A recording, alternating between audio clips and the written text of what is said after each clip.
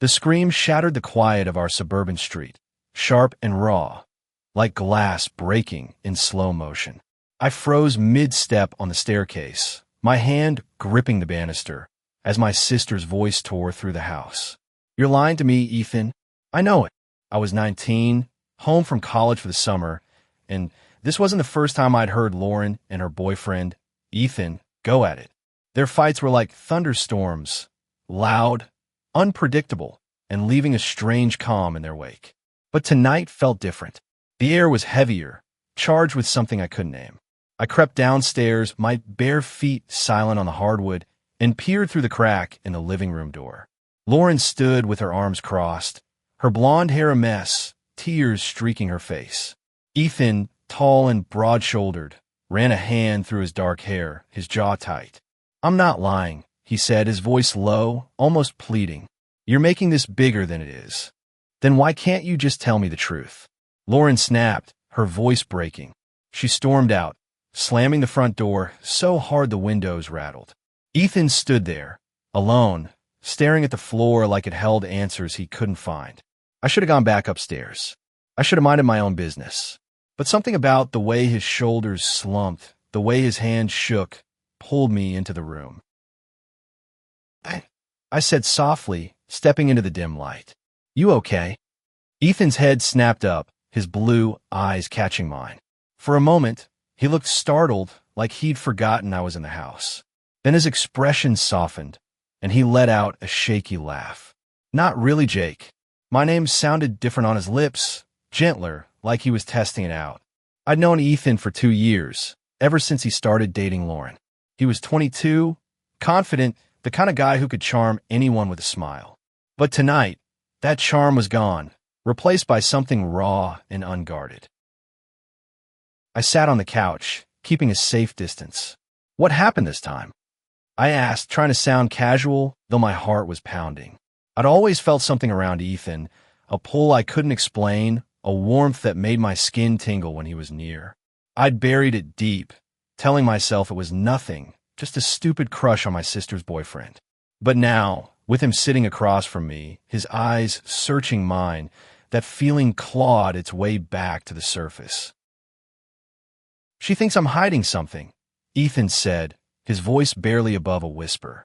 He leaned forward, elbows on his knees, and I noticed the faint stubble on his jaw, the way his hands clenched together. "And she's not wrong, but it's not what she thinks." I frowned, confused. "What's that supposed to mean?"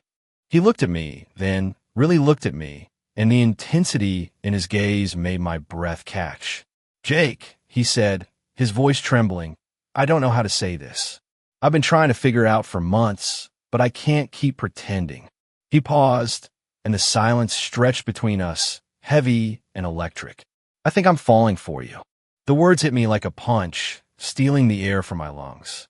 I stared at him, my mind racing, trying to process what he'd just said. This was Ethan, my sister's boyfriend, the guy who'd been part of our family dinners, who'd laughed with me over bad movies, who'd always been just out of reach. And now he was sitting here, telling me he felt the same thing I'd been fighting for months. "Ethan, you can't," I started, but my voice cracked.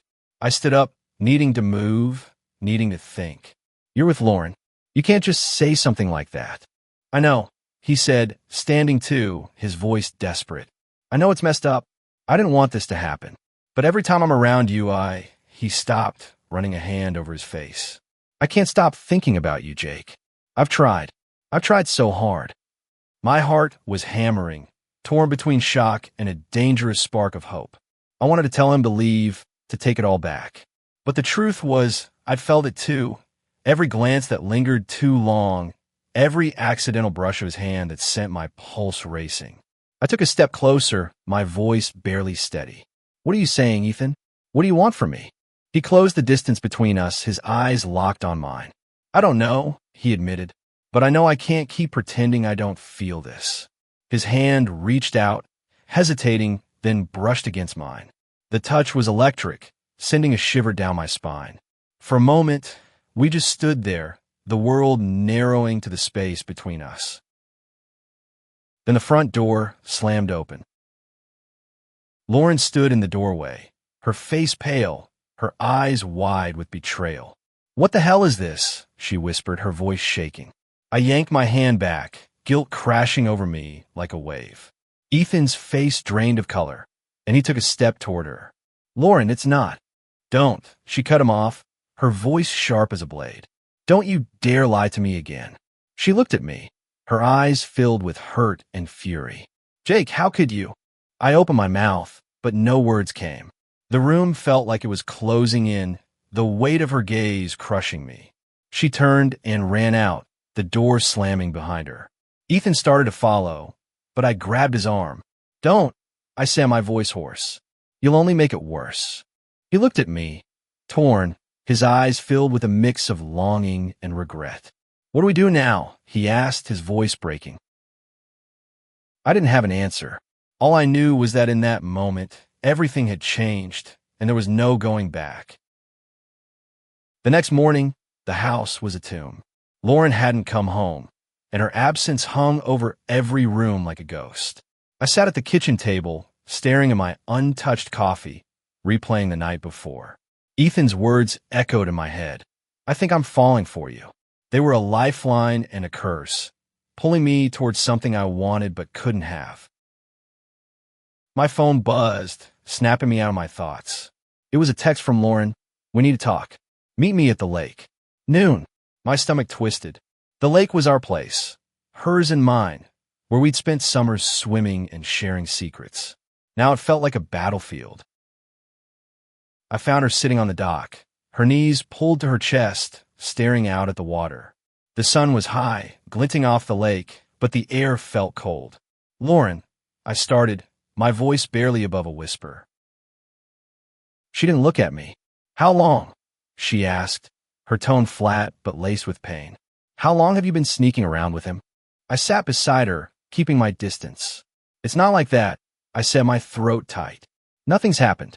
Last night was the first time he said anything." She laughed, a bitter sound that cut through me. "You expect me to believe that?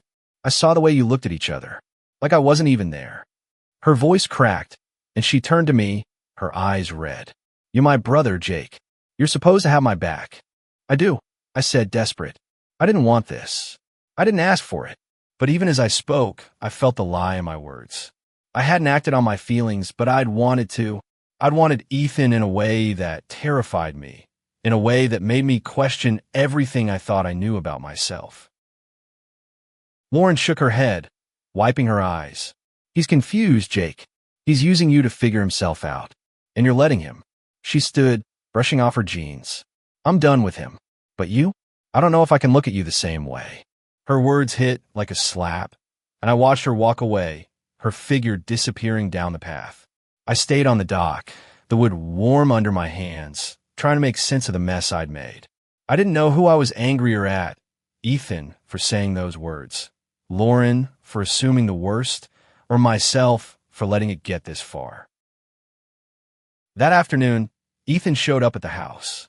I was in the backyard, tossing a baseball against the garage wall, when I heard his car pull up. He stepped out, looking like he hadn't slept, his eyes shadowed and his shirt wrinkled. "Jake," he called, his voice hesitant. "Can we talk?" I caught the ball and turned to face him. "What's left to say?"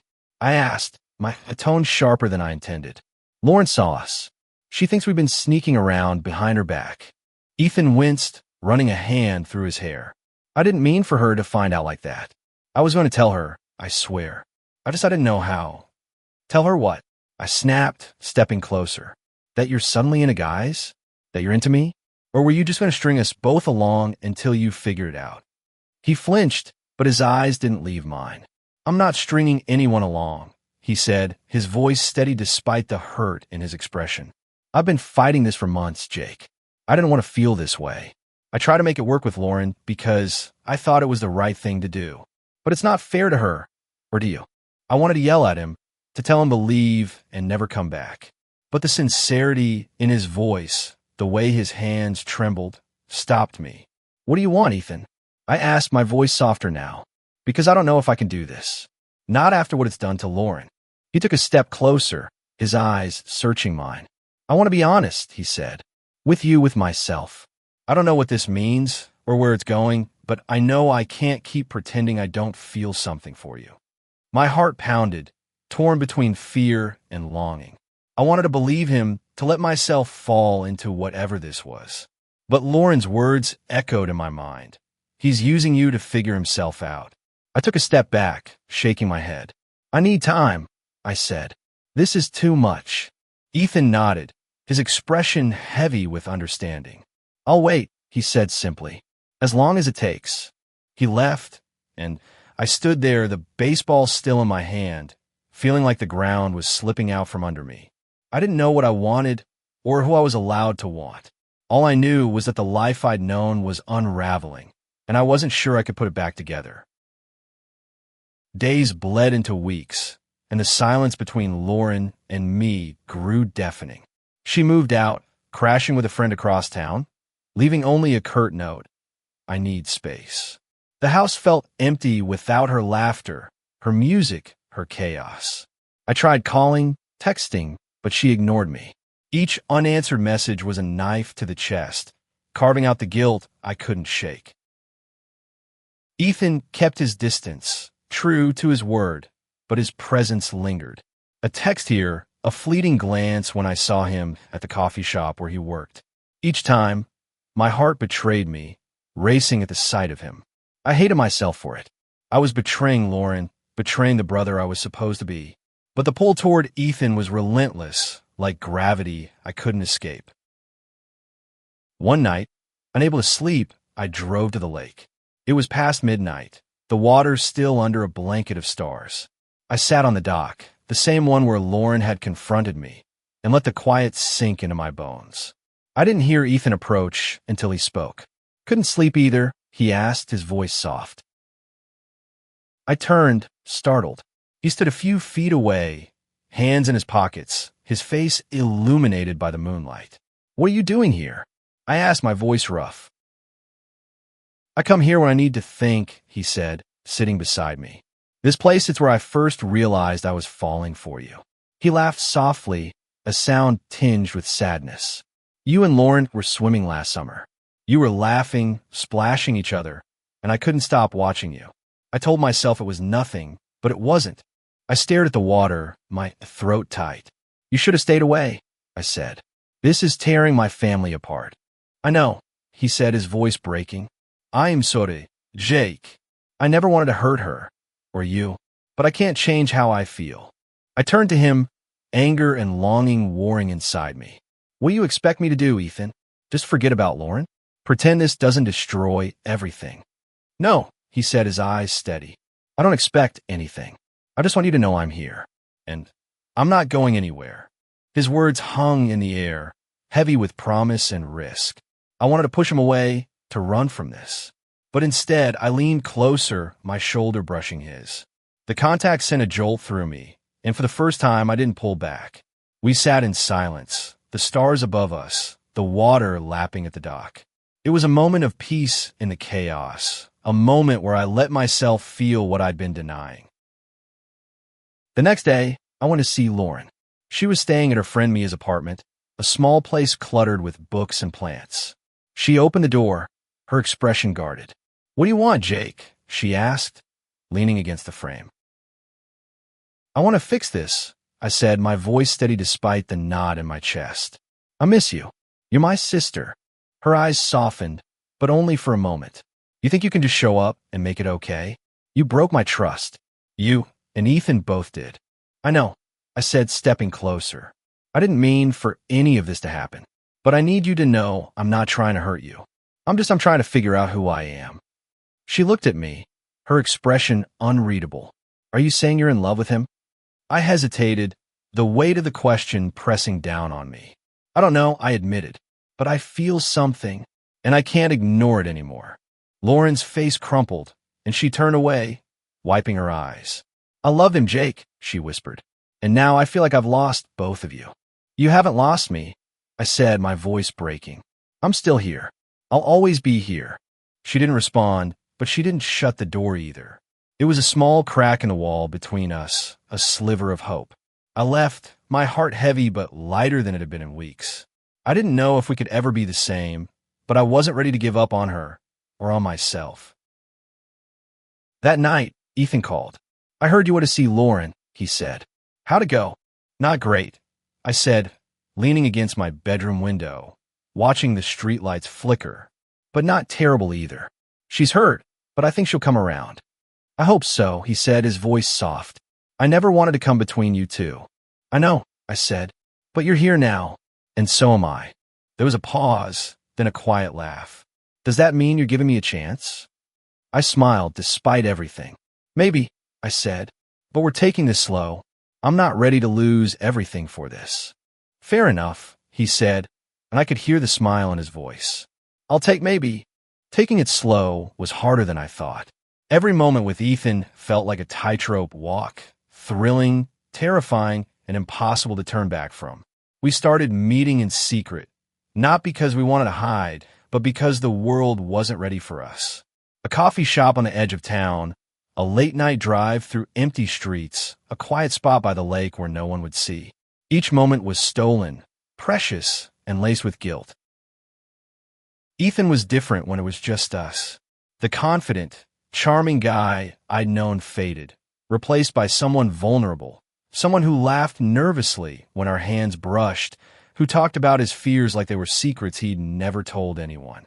I've never done this before, he admitted one night as we sat in his car, the radio playing softly. I mean, with a guy. I didn't even know I could feel this way until you. I looked at him, his face half lit by the dashboard glow. Me neither, I said. I've spent my whole life thinking I was supposed to be one way, and now I don't know who I'm supposed to be. He reached for my hand, his fingers warm and steady. You're Jake, he said simply. That's enough. Those words stayed with me, grounding me in a way I hadn't expected. But the guilt was always there, lurking in the background. Lauren was still distant, answering my texts with one-word replies, avoiding me when I tried to visit. I wanted to tell her about Ethan, to be honest, but every time I tried, the words stuck in my throat. How do you tell your sister you're falling for the guy who broke her heart? One evening, I was at the coffee shop where Ethan worked, sitting in a corner booth with a book I wasn't reading. He was behind the counter, joking with a customer, his smile easy but his eyes flicking to me every chance he got. I was so caught up in watching him that I didn't notice Lauren walk in until she was standing right in front of me. Jake, she said, her voice sharp enough to cut through the chatter. We need to talk. Now. My heart sank. I followed her outside, where she stood with her arms crossed, her expression a mix of anger and hurt. You're still seeing him, aren't you? She asked, not waiting for an answer. I saw you two at the lake last week. You didn't think I'd notice? I opened my mouth, but the words wouldn't come. Lauren, don't, she snapped. Don't lie to me. I deserve better than that. Her voice softened, trembling. I thought you were my brother. I thought we were a team. We are, I said, my voice breaking. I'm not trying to hurt you. I can't help how I feel. She laughed, a hollow sound. You think that makes it okay? You think it's fine to just take what I had and act like it's nothing? She stepped closer, her eyes blazing. He was mine, Jake, and now you're throwing it in my face. I wanted to tell her it wasn't like that Ethan and I were struggling too, that this wasn't some careless fling. But before I could speak, Ethan appeared, his apron still on, his face pale. Lauren, he said, his voice steady but cautious. This isn't Jake's fault. It's mine. She turned on him, her fists clenched. Don't you dare act like you're noble, she spat. You used me. You used both of us. And now you're tearing my family apart. Ethan flinched, but he didn't look away. I'm sorry, he said. I never meant to hurt you. But I can't keep lying about who I am. Lauren stared at him, her eyes filling with tears. So that's it? You're just done with me? With everything we had? I'll always care about you, Ethan said softly. But I wasn't honest with you, or with myself. And I'm trying to be now. She shook her head, backing away. You're both cowards, she said, her voice breaking. And I'm done with you. She turned and walked away, leaving me and Ethan standing in the parking lot, the weight of her words crushing us. I looked at Ethan, my chest tight. Was this a mistake? I asked, my voice barely audible. He took my hand, his grip firm. No, he said. It's not a mistake. But it's not going to be easy. I nodded. knowing he was right. We were in too deep to turn back, but the cost was higher than I'd ever imagined. As we stood there, hands clasped in the fading light, I wondered if love was worth the wreckage it left behind. Months passed, and the rift with Lauren didn't heal. She moved back home, but our interactions were cold, transactional. Pass the salt. Don't forget to lock the door. It was like living with a stranger who knew all my secrets. I hated it, but I didn't know how to fix it. Ethan and I kept seeing each other, but the joy of it was tainted by the shadow of what we'd lost.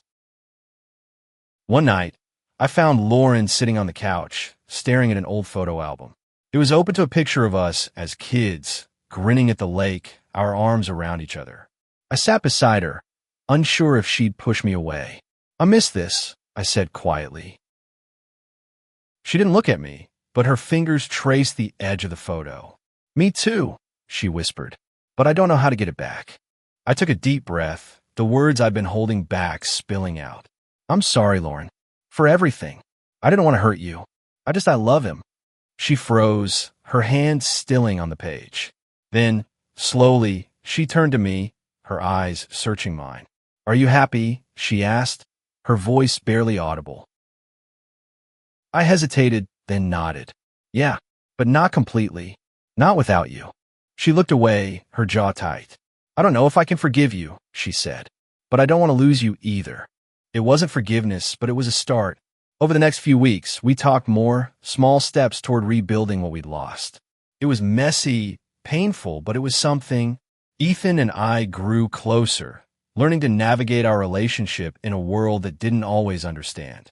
There were whispers, judgmental glances, but there were also moments of beauty, quiet mornings together, laughter that felt like freedom, the way his hand fit perfectly in mine. One evening, we went back to the lake, the place where it all began. The sun was setting, painting the water gold, and we stood on the dock, our shoulders touching. "Do you ever regret it?" I asked, my voice soft. Ethan looked at me, his eyes warm.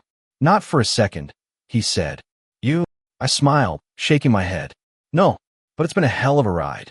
He laughed, pulling me closer. "Worth it," he said, and kissed me, soft and sure, under the fading light. Laura didn't come around fully, but she started to. She invited Ethan to dinner one night, a tense but hopeful step. We sat around the table, awkward at first, but by the end, we were laughing, reminiscing about old times. It wasn't perfect, but it was ours. What happened that summer changed me forever. It taught me that love is messy, that it can break things even as it builds them, but also showed me that truth, however painful, is worth it. Ethan and I weren't just a scandal or a betrayal. We were two people finding ourselves, fighting for something real. And Lauren? She was finding her way too, proving that family, even when fractured, can mend. As I stood on that dock with Ethan, the water reflecting the stars, I realized that the shaking I'd felt wasn't just fear or guilt. It was the feeling of my world shifting, making room for who I was meant to be. And for the first time, I wasn't afraid of what came next.